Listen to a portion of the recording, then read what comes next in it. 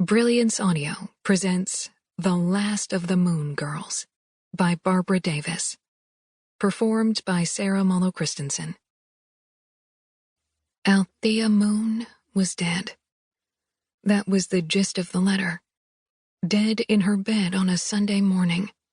Dead of a long and wasting illness. Dead and already cremated, her ashes scattered at the rise of the full moon, as laid out in her will.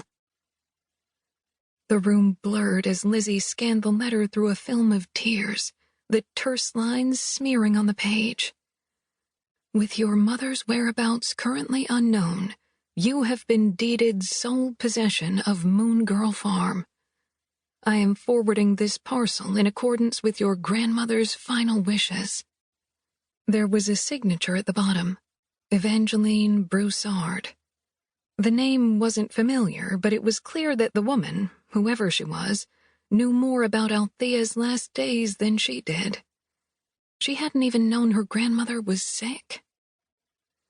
Lizzy swallowed past the bite of tears, the mingled tastes of guilt and grief salty on her tongue as she reached for the parcel that had accompanied the letter.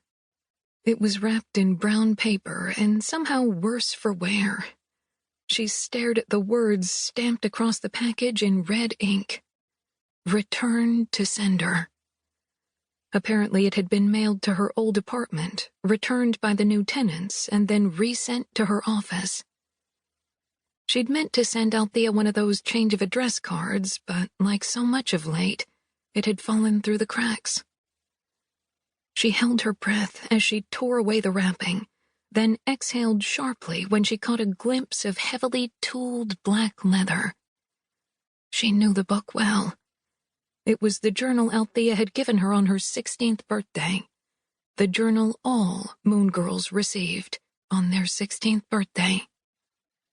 Her fingers quivered as she ran them over the cover, the ribbed spine, the pages with their coarse decal edges, knowing the feel of them by heart. There were 8 more just like it back in Salem Creek, locked away in a bookcase in her grandmother's reading room, each named for the author who had penned it. The Book of Sabine, the Book of Dorothy, the Book of Aurore. On down through the generations.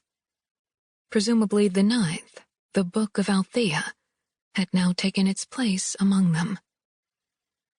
They were a tradition in the Moon family. A rite of passage as each member committed to the path. Painstakingly penned volumes of remedies and recipes, sacred blessings and scraps of womanly wisdom, carefully preserved for future generations. And here was hers, turned up again like the proverbial bad penny, as blank as the day she'd received it. She opened it gingerly, staring at the inscription. To Elizabeth, it's time to write your story. Not Elizabeth. Elizabeth. She couldn't even have a normal name. At 16, she'd wanted no part of the tradition, or any other part of her family's strange legacy. She'd wanted to be normal, like other people. And so she'd put the journal in a drawer and ignored it. Holding it now, after so many years, felt like an indictment, a reminder that in spurning this sacred family custom, she had turned her back on everything her grandmother had lived, taught, and believed. She could have pretended, for Althea's sake, gone along with what was expected of her and filled the journal with silly scribblings. Even normal girls kept diaries, pink things with hearts on the cover and flimsy brass locks to keep snoopers at bay. But she'd been too stubborn to go along, determined to break with the Moon tradition and map her own future. She'd done it, too, if the shiny new plaque on her office door was any indication.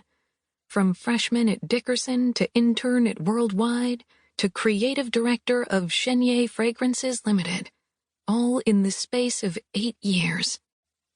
But 6 months after her coveted promotion, she was still trying to wrap her arms around the new position and the recent flurry of changes in her life.